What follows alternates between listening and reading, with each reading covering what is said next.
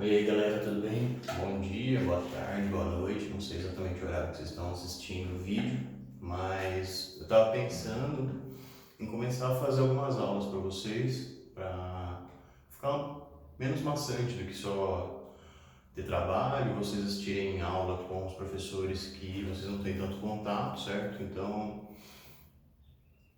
se puder me dar um retorno se vocês preferem assim ou não, eu ia agradecer, tá bom? Então a gente vai começar assistindo uma aula referente à semana passada, então 22 a 26 de junho, tá certo? Lembrando que essa aula não substitui a aula do centro de mídias, vocês têm que assistir a aula que acontece lá também, tá? Lembrando que essa aqui é só um complemento, muitos assuntos que eu sei que eles trataram de um mais profundo de algum modo, eu vou dar um enfoque em outro para vocês terem um conhecimento um pouco maior também, tá bom? A gente vai dar uma olhada nisso. Então, a aula da semana passada no Centro de Mídias foi sobre globalização e mundialização. A gente já teve um pouquinho disso no primeiro bimestre, vocês já tiveram um primeiro contato, mas com essa pandemia toda e com a paralisação, a gente está retomando agora, tá certo? Então, vamos dar uma olhada aqui. Então, aula do nono ano, referente à semana do dia 22 a 26 de junho, sobre globalização e mundialização, tá? Então, se a gente for dar uma olhada, uma definição bem ampla, bem rasa do que é globalização, que é um processo de interligação e intensificação também, econômica, política, social e cultural. Então, se a gente for pensar antigamente ali, antes das grandes navegações, cada país tinha um tipo de economia, um tipo de política, uma cultura e uma sociedade completamente fechada. Eles viviam no seu mundo, no seu país e não tinha tanto contato com outros. No máximo, nos países vizinhos, a gente vai pensar países bem menores, né? Então, por exemplo, se a gente for pensar aqui no Brasil mesmo, antes das grandes navegações, eram os índios que estavam aqui. Eles não tinham nenhum tipo de contato com a cultura europeia, tá? Então, lembrando, isso aqui é uma visão europeia ainda. Lembra das últimas aulas que vocês tiveram também? A gente falou um pouco sobre como a Europa, a visão da Europa é que prevalece no mundo, principalmente aqui no Brasil. Então, é o que a gente está vendo aqui. Isso aqui é a partir da visão do europeu, a partir da visão de quando eles começaram as grandes navegações, certo? Então, já falando disso, o marco inicial da globalização que falam é o início do século XV e XVI, que foi quando começou as grandes navegações, que é mais ou menos ali quando os europeus descobriram a América, o Brasil, etc, tá certo? Então, se a gente dá uma olhada, a partir delas, os países começaram a ter contato com outras culturas. Então, a gente pega, por exemplo, o europeu mesmo. Ele começou a ter contato com os povos da América, os índios aqui da América Latina, os índios da América do Norte, vieram até a Índia. Então, a principal função das grandes navegações era realmente um quesito econômico, que era pegar produtos, no caso eles falavam das especiarias, que são temperos praticamente, né? O pessoal saía daqui para vir até a Índia para comprar isso e revender aqui na Europa depois, porque isso era um negócio que não tinha na Europa, eles vendiam caro e faziam bastante dinheiro.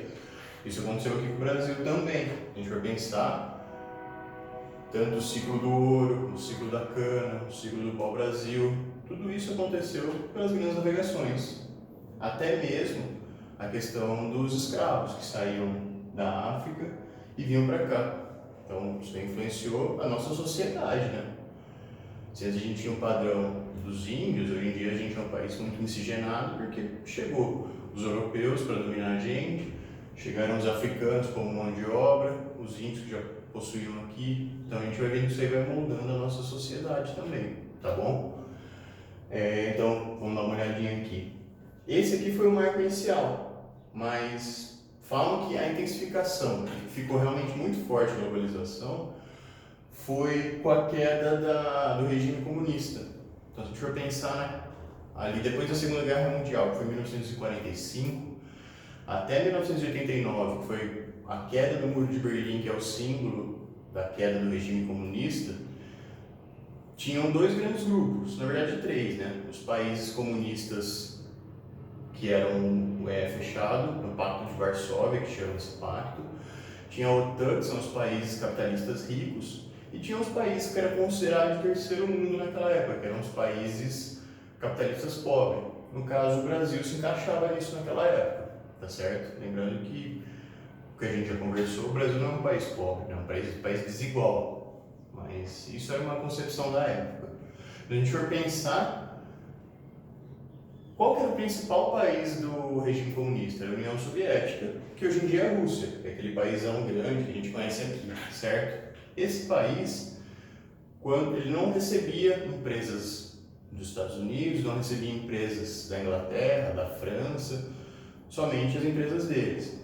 Então, a partir da queda desse regime, a gente começou a ter a entrada no mercado ali. Então, são muitos países que eram comunistas. Se a gente for pensar quais os principais que a gente pode dizer?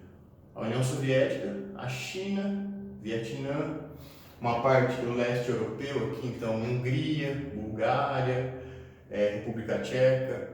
Se a gente for pensar, hoje em dia a China é, se não a primeira, a segunda potência do mundo, disputando sempre os Estados Unidos ali, né? Então, olha como era importante isso, fora o tamanho da população. É muita gente também que deixava de fora. Hoje em dia está tudo interligado.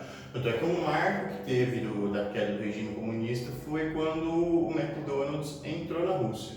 A primeira filial do McDonald's na Rússia foi um marco, porque o McDonald's é um símbolo americano, né? E foi entrando no seu maior rival, né? Que era da época. Então, se a gente for pensar também, por que aconteceu essa globalização e essa mundialização? O principal fator são esses dois aqui, ó. A evolução tanto no transporte como na comunicação, tá? Então, se a gente for pensar, é um exemplinho básico, mas o primeiro contato que um brasileiro teve com um japonês, ou com qualquer cultura japonesa, foi quando os japoneses vieram para cá, para o Brasil. Isso foi mais ou menos nos 1904, 1905. Demorou 4 meses para sair um navio do Japão e chegar até o Brasil. Isso quer dizer, a primeira vez que um brasileiro ouviu o japonês, que ele viu aquela letra mais oriental, que ele teve contato com a cultura. Hoje em dia, aconteceu uma coisa no Japão. Primeiro falando do transporte, né? A viagem média do Brasil até o Japão dura de 24 a 36 horas de avião, né? Então, se a gente for pensar, uma viagem que demorou 4 meses há 100 e poucos anos, hoje em dia dura um dia e meio no máximo. Então, ó, como diminuiu o tempo, isso aí mostra que diminui a distância também. A distância é a mesma, mas como o trajeto é muito mais rápido, facilita muito mais as coisas. Então, a gente for pensar na questão do transporte, tem site hoje em dia chinês que a gente compra, tem 2, 3 sites que você compra, coisa que custa $1, 50 centavos de dólar, você compra na sua casa, chega, às vezes você não paga nem o frete. Eu comprei uma vez uma capinha para um celular, eu paguei R$8, demorou 2 meses para chegar, mas chegou. E consegui comprar de um site da China, né? E nem o preço da viagem eu precisei pagar. Então, o transporte está cada vez mais dinâmico. Então, se a gente for pensar, antes o pessoal, como que eles se transportavam? Andando, no máximo, subindo animais. Depois já começou a ter trem, começou a ter navio, começou a ter carro, começou a ter avião, todos os meios de transporte que a gente conhece, helicóptero, que faz o trajeto cada vez mais rápido. Então a tecnologia está ajudando muito nisso, né? E além do transporte, é a questão da comunicação, que é outro exemplinho que a gente encontra bastante, é o seguinte: tinha um presidente dos Estados Unidos, certo? O Lincoln, ele morreu assassinado, né? Quando ele morreu, demorou 13 dias para a notícia chegar até a Europa. Foi quando alguém pegou um navio e veio até aqui. E aí contou a notícia que o presidente dos Estados Unidos tinha morrido. Se a gente for pensar, o dia que o Michael Jackson morreu, por exemplo, ele morreu num período, horas depois já estava o mundo inteiro sabendo. Por quê? Porque a comunicação é muito rápida. A gente é cada vez mais fácil. A gente tem acesso muito fácil a isso, né? Então, com a internet, por exemplo, se quiser mandar um WhatsApp para um amigo seu que está na Índia, estiver lá na Austrália, você consegue, você vai mandar, a mensagem vai chegar no mesmo momento que chegaria para alguém aqui que mora no mesmo bairro que você, se os dois estiverem conectados numa internet boa. Então, assim, a comunicação está cada vez mais rápida e isso aí também facilita muito para você ter informação de outros lugares. Então, por exemplo, você quer saber algum estudo científico. Antes você era limitado à biblioteca da onde você ia, da sua escola, da sua universidade, no máximo ao conhecimento das pessoas que você tinha um contato. Hoje em dia não. Tem plataforma que você busca ali no Google, que você consegue pegar trabalho da Itália, trabalho da Coreia, trabalho do México. Você consegue fazer o seu trabalho em cima de trabalhos do mundo inteiro. Então isso é um exemplo, né? A informação está cada vez mais rápida e mais dinâmica. Então, por exemplo, o pesquisador, um exemplo básico aqui, que é a da nossa pandemia, né? Vamos supor que consigam desenvolver a vacina. Pode ser que seja uma união de vários países, igual o Brasil mesmo está com a união de uma universidade de fora, que é uma das vacinas que falam que tem mais chance de dar certo. Então, assim, por exemplo, tiveram 2 mulheres que sequenciaram o DNA do vírus. Então, viram do que o vírus é feito. Isso aí não tinha sido feito antes, elas fizeram aqui no Brasil. Essa informação que foi tirada aqui do Brasil está correndo o mundo todo para ajudar a desenvolver essa vacina. Então, a informação é cada vez mais rápida e, digamos que, mais abrangente, tá certo? Então, isso aqui é muito importante a gente perceber, que é uma evolução do transporte e da comunicação, tá bom? E essa evolução, ela propiciou uma coisa que a gente chama de empresas transnacionais, que é quando a gente tem empresas que elas são de origem de um país, mas elas possuem fábricas, possuem influência, lojas no mundo inteiro. Então, a gente tem vários exemplos básicos, igual Coca-Cola, por exemplo, é uma empresa dos Estados Unidos, certo? Só que ela tem fábrica aqui no Brasil. Você vai no interior do Amazonas, no meio da floresta, às vezes tem um freezerzinho com Coca-Cola lá. Então eles conseguem influenciar e ter uma abrangência muito grande. E o que começa a acontecer? Grandes empresas começam a engolir pequenas empresas menores. Então, tem várias empresas que acabam comprando outras que são menores. Então, um exemplo básico é a PepsiCo, que é uma empresa que a Pepsi é dona e ela foi e comprou várias outras coisas. Uma das coisas das linhas deles é o salgadinho que a gente está acostumado. Então, eles compraram a Elma Chips. Então, tem o Fandango, os Doritos, o Ruffles, é tudo deles. Eles perceberam que o salgadinho Fofura, sabe aquele que tem a torcida também, aqui do Brasil, começou a ter bastante mercado. O que eles perceberam? O que eles fizeram? Compraram essa empresa. Então, hoje em dia, se você comprar um salgadinho Fofura ou torcida e olhar no verso, vai estar escrito lá PepsiCo. Então, é a mesma empresa que é dona da Elma Chips, é dona dessa, tá certo? Se a gente dá uma olhada, outro exemplo muito forte disso é o Facebook, né? O Facebook é a maior rede social do mundo e conforme as empresas começam a crescer, eles vão lá ou tentam comprar ou até mesmo destruir a empresa. Então, o que o Facebook fez? O WhatsApp começou a ser um concorrente muito forte do Messenger deles. O que eles fizeram? Compraram o WhatsApp. O Instagram, a mesma coisa, começou a ser concorrente deles, eles compraram o Instagram. O Snapchat, que o cara não quis vender, eles pegaram os filtros, que era o que mais o pessoal usava, o Snap, e a questão de postar story, e também colocaram no Insta, colocaram no Facebook. Então, hoje em dia, o número de pessoas que usam é menor. Então, essas empresas começam a engolir outras. Ou, às vezes, mesmo empresas muito grandes, elas se fundem. No caso, por exemplo, alguns anos atrás tinha a empresa Ericsson, que fazia celular, e ela era uma empresa europeia, certo? E tinha a Sony, que é uma empresa japonesa. Depois de um tempo, começaram a lançar celulares da linha Sony Ericsson, que eram as duas linhas juntas. Hoje em dia você encontra só com o nome Sony, mas uma empresa fundiu na outra. Um exemplo disso também é a Motorola e a Lenovo. As duas empresas se fundiram. Então, muitos celulares da Motorola, quando você liga, parece Lenovo. Então, é um exemplo disso também, tá bom? E também existem algumas empresas que elas dominam mercados e até mesmo que você acha que são concorrentes, mas não são. Então, eu peguei aqui dois exemplos. A gente tem dois desodorantes, certo? Aqui um é da Dove e o outro é da Rexona. Você acha que são dois concorrentes. Mas se vocês vierem dar uma olhada mesmo aqui, ó o nome da empresa, Unilever. E qual é a empresa que é dona da Rexona também? Unilever. E dessa empresa ela é gigante. A gente vai pensar não só desodorante, mas o shampoo, por exemplo. Shampoo normal. A gente for olhar no verso aqui, ó, quem que é dona dela? A Unilever também.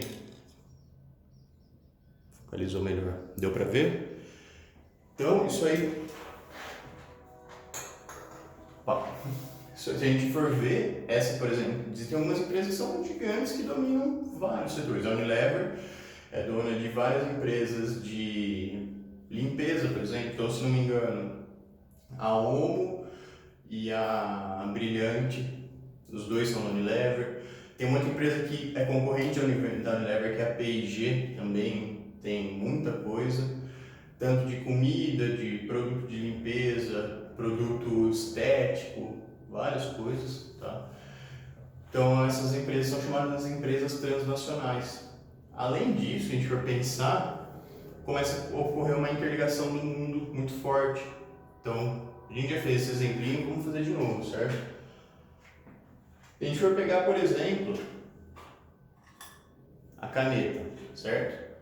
Aqui é uma caneta da Bic, uma caneta bem simples. A gente vai olhar, a Bic é uma empresa francesa. Só que essa caneta aqui, quando eu comprei, estava escrito Made in Brasil. Então, uma empresa francesa que foi fabricada aqui no Brasil, a caneta. Só que se a gente for olhar, e esse plástico aqui? Se a gente for olhar, tem três, né, plásticos diferentes. Esse daqui e esses dois azulzinhos aqui. Pode ser que do que vem o plástico? Do petróleo. Vamos supor que a parte azul, o petróleo veio da Venezuela. A parte de fora, transparente, o petróleo veio aqui da Arábia. Só que é uma empresa aqui na China que fez. Então, vamos supor, veio para cá, veio para cá. Se a gente for pensar, tem duas partes de metal, tanto essa pontinha, como se vocês olharem, tem uma bolinha muito pequenininha aqui, que tem um material que chama estânio, que é bem forte. Esse estânio, por exemplo, pode ter vindo da África, eu estou dando exemplos, não sei se, na verdade, provavelmente não sejam desses lugares mesmo, mas só um exemplo. Uma parte do metal veio daqui, a outra parte do metal pode ter vindo aqui do México, por exemplo.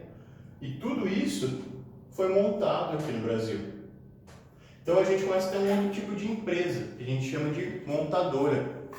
Essas empresas, se a gente for ver bem, elas não fabricam, elas pegam os produtos prontos e simplesmente montam. Isso acontece muito com um carro, com um celular. Por exemplo, se a gente for pegar aqui, igual a gente já conversou, em São Carlos tem a fábrica da Volkswagen. A fábrica da Volkswagen faz só motor. Então ela faz todos os motores, então faz motor de vários carros. E se a gente for pensar, a Volkswagen é dona de outras fábricas. Então, por exemplo, a Audi é pertencente à Volkswagen. Ou a Ferrari é pertencente à Fiat. Então, Pode ser que o motor que é feito aqui em São Carlos vai para o carro da Audi também. E esse carro pode ser montado aqui, como ele pode ser montado no, por exemplo, vamos supor que ele seja montado aqui em Portugal.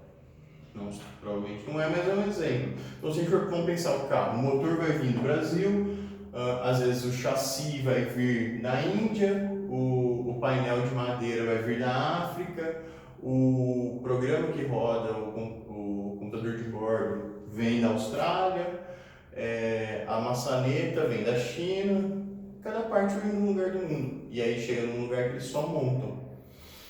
Então, um exemplo maior que tem disso é, igual a gente já falou, celular mesmo. Celular, as grandes fábricas, todas são feitas em uma fábrica, em uma montadora só, que é uma montadora enorme que tem na China, que se chama Fox, se não me engano.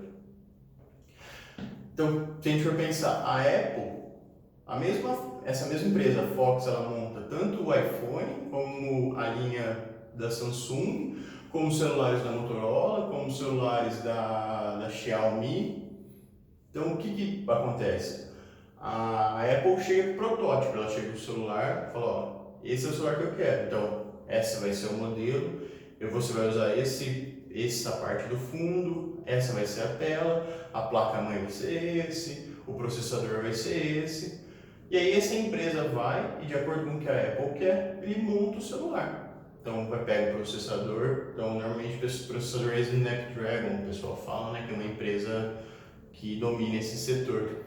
Então pega esse processador, aí a tela é feita em outro, a lente da câmera, por exemplo, a lente da câmera do iPhone é feita pela Samsung. Na verdade, todo celular, a lente ou é Samsung ou é Sony. Se a gente for pensar, a Samsung ela é da Coreia do Sul e a Sony é do Japão. Então eles vão montar tudo nessa fábrica aqui na China, tá certo? Então isso é um exemplo de empresas transnacionais e isso começa a dominar o mundo, porque essas empresas têm um poder de compra muito grande, então elas começam a baratear, tá? Só um exemplo disso. Então, para a gente for pensar, tem a maior intensidade no fluxo, então na ida e vinda, no transporte, então o transporte começa a ser muito mais fácil e rápido. Na informação, então, por exemplo, não sei se vocês já viram que agora estão lançando aqueles celulares que abrem e fecham, custa o preço de um carro, mas quase toda empresa tem. Então, vamos supor, eu estou dando um exemplo, não sei se foi, mas se não me engano, acho que a primeira empresa que lançou um celular desse foi a Samsung mesmo.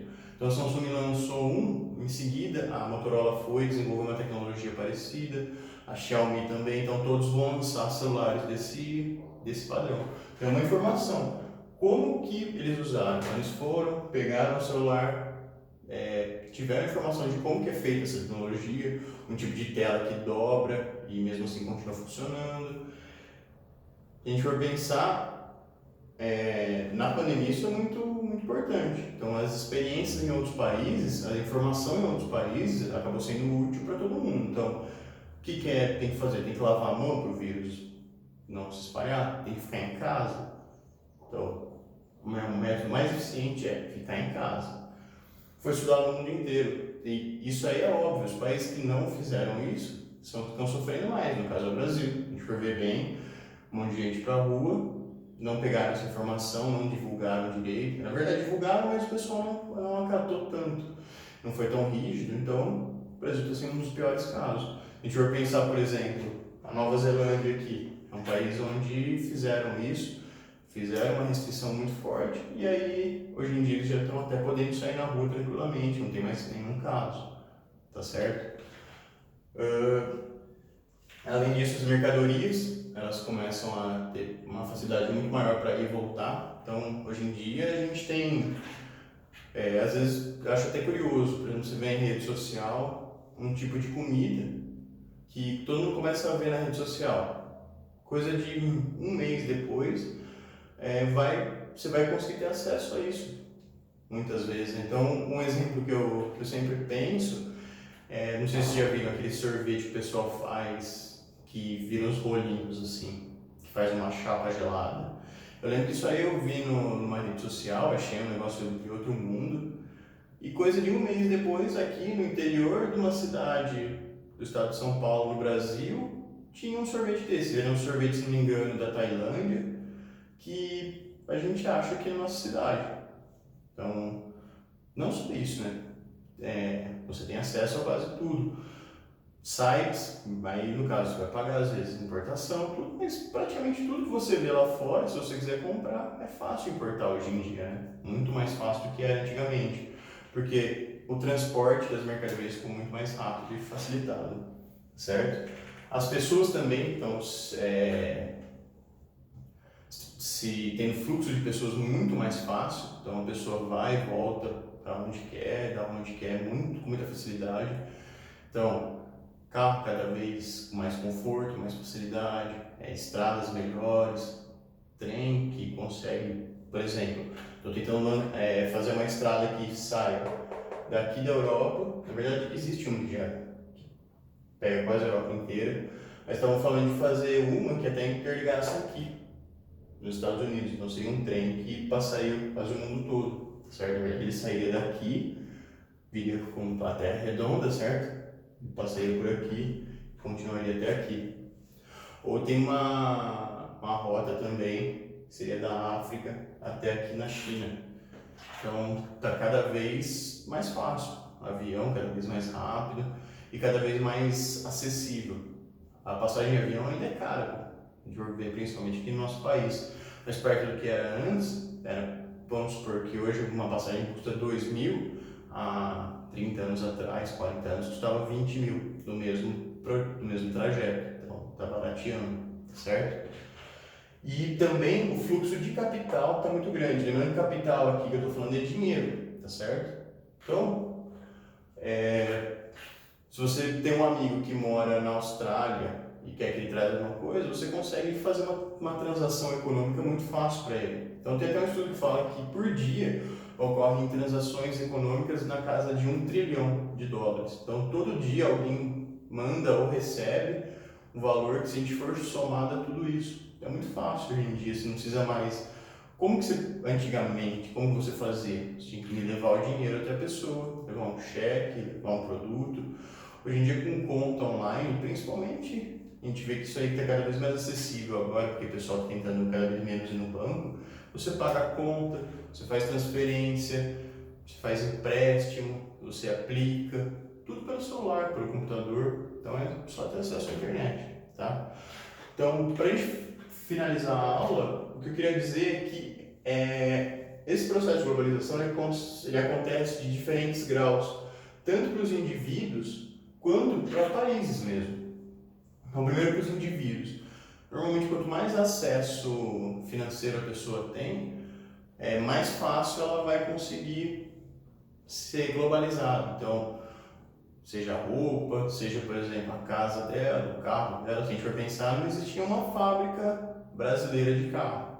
Então, todo carro que a gente vê, mas que seja fabricado no Brasil, a fábrica não é brasileira, tá certo? Então, se a gente for pensar, ou aquela fusão. Então, eu vou mostrar para vocês o exemplo dos desodorantes aqui. A Unilever, esqueci de falar para vocês, ela é do Reino Unido, que é aquela ilhazinha onde fica a Inglaterra, aqui na Europa. Na verdade, é uma junção de uma empresa tanto do Reino Unido como dos Países Baixos, que é basicamente a Holanda. Tá? Se a gente for dar uma olhada, essa empresa ela dominou várias outras. Então, por exemplo, ela comprou empresas de produto de limpeza aqui do Brasil, comprou a Dove, se não me engano, dos Estados Unidos, a Rexona também, eu acho que seja. Então, acabou pegando todo esse mercado, tá certo? E também os países entram em diferentes modos. Então, principalmente isso tem a ver com acesso à tecnologia. Então, a gente pega o Brasil mesmo. O Brasil é um país, como a gente já conversou, que é um país que está em desenvolvimento. Ele não é um país igual aos países de elite do norte, igual Estados Unidos, França, Alemanha, Reino Unido, Japão. Mas também não é um país tão miserável igual a gente vê outros, como na África, alguns países da África, igual Congo, Senegal, Nigéria, Zimbábue, alguns países igual a da América Central, Haiti, Costa Rica, Honduras, que são países bem mais pobres. Então, cada um desses países tem um acesso diferente à globalização. Todos vão ser globalizados. Então, se a gente vai pensar, às vezes um país aqui do interior da África, um país que não tem quase nada, eles vão explorar o minério que está lá. Então, vai tirar, por exemplo, o alumínio que tem aqui, ou o ouro que tem aqui, para fazer fio para o iPhone. Então, tem até uma chargezinha brincando com isso, que é uma charge meio triste até, que é um menininho aqui da África, e o cacau é africano de origem, né? Que ele pega o cacau, vende para uma empresa suíça que faz chocolate fino, e ele não tem condição de comprar o chocolate. Então, ele fornece a matéria-prima. Se a gente for pensar, os países mais pobres começam a ser fornecedores de matéria-prima, e os países mais ricos usam a tecnologia para transformar a matéria-prima em alguma coisa mais rentável. Então, você pegar, muitas vezes, 3 quilos de cacau é mais barato do que uma barrinha de chocolate dessa empresa que faz chocolate fino, tá certo? Então, isso aí acontece em vários níveis, tá bom? Então, a aula de hoje foi mais isso. Eu queria agradecer a todos que estão assistindo. Pedir para vocês, se quem quiser, tiver alguma dúvida, estou aberto para conversar, para o que precisar. Fiquem tranquilos e pedir para vocês, não saiam de casa, saiam só com a maior necessidade possível, tá? Eu já vi vários alunos da escola para a rua, dando rolê, empinando pipa, conversando com os amigos, vizinhos, e eu sei que tá chato ficar em casa, mas a gente tem que fazer isso. Se a gente não fizer a nossa parte, vai cada vez demorar mais. Tá bom? Obrigado e até mais, pessoal.